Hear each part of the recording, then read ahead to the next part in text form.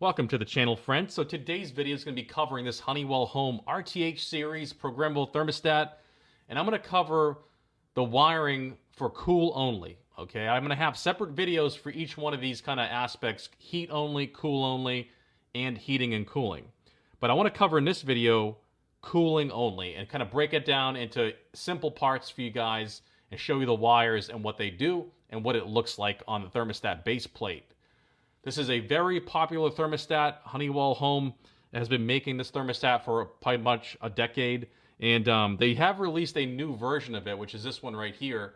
I cover this in other videos, all different aspects of it: programming, setup, and manual override and factory reset.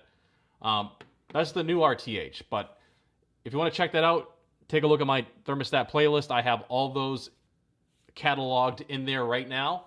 But let's get on with showing you guys what the wires for cool only and what the configuration looks like on the base plate. Okay, so let's take a look at the base plate. And as you can see here, we have a lot more wires than you normally would. Okay, this is what a fully wired up terminal bank looks like on the base plate.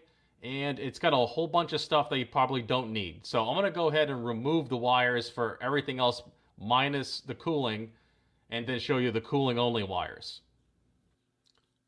Okay, so here we have a standard 3-wire cooling only configuration for wiring.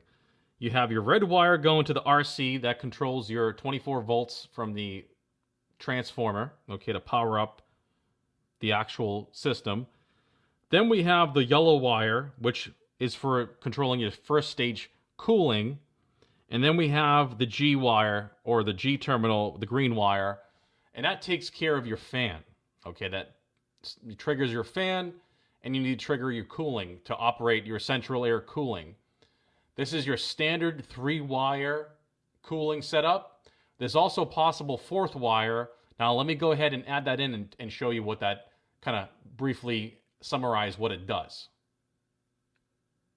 Now we have a 4-wire cooling system. We have the standard 3-wire plus a 4th wire, which is the orange wire to the O terminal, and that controls your reversing valve for cooling, okay, for the heat pump. If you have a heat pump in your system for cooling, you're going to need to have that 4th wire, and that takes care of that. So that there is a 3 and 4 wire configuration for simple cooling. Depending on if you have that heat pump or not, you'll need that 4th wire.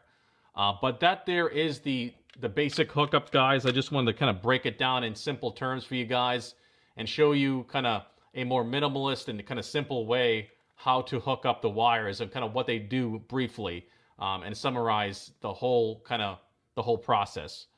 But like I said, there's also a heat only video, and I'm also going to do a heat and cool video same to this, and kind of run down the wires. So please check those out, and check out my thermostat playlist to see more on this RTH series of thermostat, and also the new one that I cover extensively.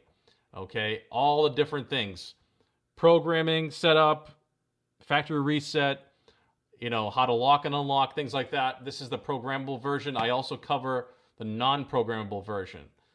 So that's the new RTH, but this older generation RTH is still very, very popular. It's the most viewed thermostat in my playlist and on my channel when it comes to thermostats. It's extremely popular. I think it's because it's a affordable option, and it's just widespread. It's been made for so long. But anyways, check out those other videos. I want to thank you guys for watching, and I'll see you on the next one.